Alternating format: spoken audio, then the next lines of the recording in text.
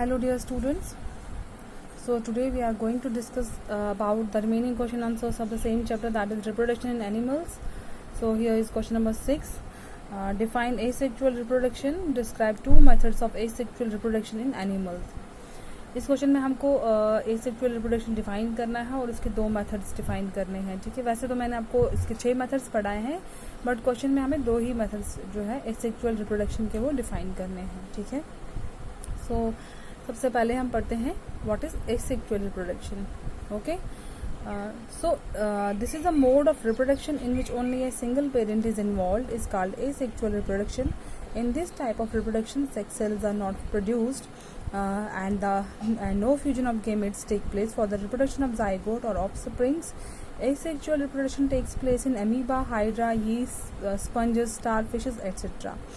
कहते हैं कि एसेक्सुअल रिप्रोडक्शन जो है कि एक ऐसा मोड है रिप्रोडक्शन का जिसमें खाली सिंगल पेरेंट ही इन्वॉल्व होता है. ठीक है, और इस टाइप ऑफ रिप्रोडक्शन में जो है सेक्स सेल्स नहीं बनती है, मतलब गेमेट्स का फॉर्मेशन नहीं होता है, गेमेट्स की फ्यूजन नहीं होती है. ठीक है, और जब गेमेट्स का फ्यूजन नहीं होगा तो जाइगोट का रिप्रोडक्शन जो है वो भी नहीं होगा, ऑफस्प्रिंग्स का रिप्रोडक्शन नहीं होगा. ठीक है, और एसेक्सुअल रिप्रोडक्शन जो है ज़्यादातर किन में देखी गई है, यूनिसेलुलर ऑर्गेनिज्म में, मतलब सिंगल सेल्ड ऑर्गेनिज्म जो होते हैं.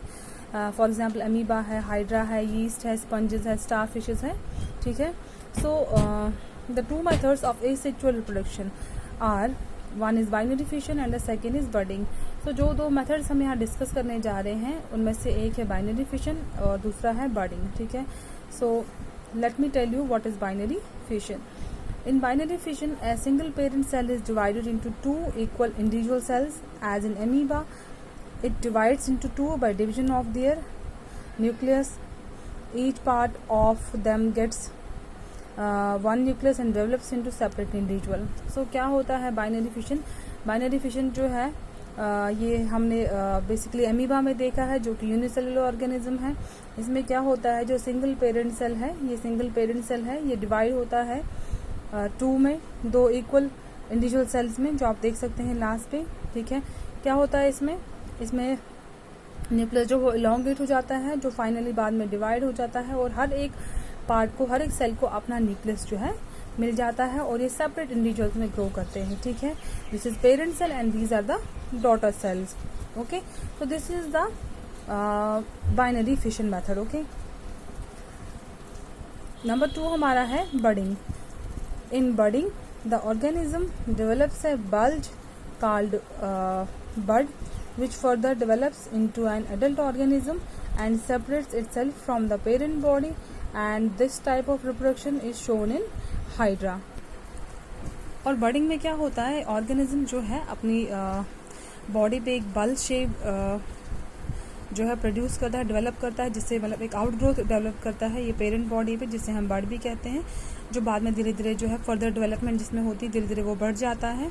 ठीक है, और लास्टली क्या करता है, वो अपने आप को जो है पेरेंट बॉडी से सेपरेट कर देता है. यहाँ पे आप देख सकते हैं ये बड जो है अपनी पेरेंट बॉडी से सेपरेट हो चुका है, एंड फाइनली जो है ये एक सेपरेट इंडिविजुअल में कन्वर्ट हो गया है. ठीक है, और दिस टाइप ऑफ रिप्रोडक्शन जो है is commonly shown in hydra, और इस तरह का रिप्रोडक्शन जो है हम हाइड्रा में देखते हैं.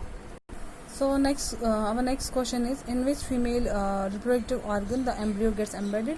फीमेल रिप्रोडक्टिव ऑर्गन के किस पोर्शन में जो है एम्ब्रियो एम्बेड हो जाता है. ठीक है, so that is uterus. Question number 8 हमारा है व्हाट इज मेटामॉर्फोसिस. की एग्जाम्पल्स, मेटामॉर्फोसिस क्या होता है और हमें एग्जाम्पल्स देनी है. तो आंसर है हमारा the transformation of larva into an adult involving certain and abrupt changes is in the body of an animal during the life cycle of an invertebrate और amphibian is called metamorphosis. For example frog and butterfly.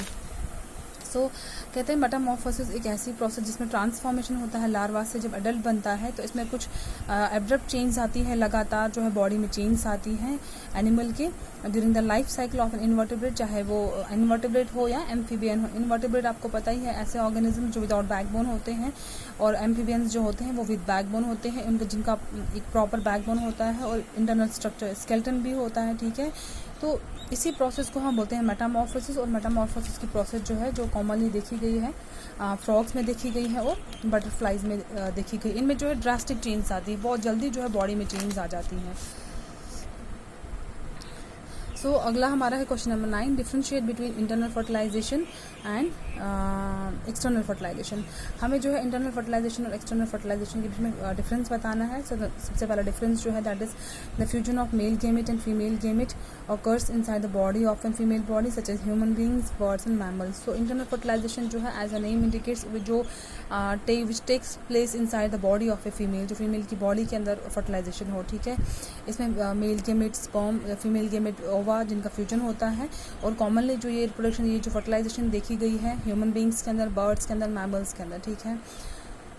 और external fertilization the fusion of male gamete and female gamete जो है takes place outside the body of a female body female partner such as frog, fish and starfish. और external fertilization एक ऐसा fertilisation का process जिसमें fusion जो है mail gamete female gamete का जो बॉडी के आउटसाइड होता है। और ये तरह का फर्टिलाइजेशन जो है ये फ्रॉग्स में देखा गया है, फिश में देखा गया, स्टार फिश में देखा गया है, ठीक है। और इंटरनल फर्टिलाइजेशन में जो ऑफस्प्रिंग बनता है उसके जो है काफ़ी चांसेस होते हैं सर्वाइवल के, ज़िंदा रहने के, जबकि जो एक्सटर्नल फर्टिलाइजेशन में ऑफस्प्रिंग बनता है उसके चांसेस बहुत कम होते हैं। Offsprings have a low chance of survival, ठीक है। So this is question number 6 and here is the last question, that is question number 10. complete the crossword puzzle using the hints given below. ये आप अपनी science book से देख सकते हैं, आपके पास हिंट्स दिए गए हैं, तो मैंने इसकी जो पजल है वो सॉल्व करके दी हुई है। तो आपको सेम वैसे ही अपनी नोटबुक पे ये सारे question answers properly pen down करने हैं। जो भी आपको नोट्स आपके टीचर्स, कंसर्न टीचर्स दे रहे हैं वो रेगुलरली अपनी नोटबुक मेंटेन करनी है, ठीक है। So here we completed our chapter, that is reproduction in animal. So in our next lecture we'll start the new chapter. Till then, take care and thank you.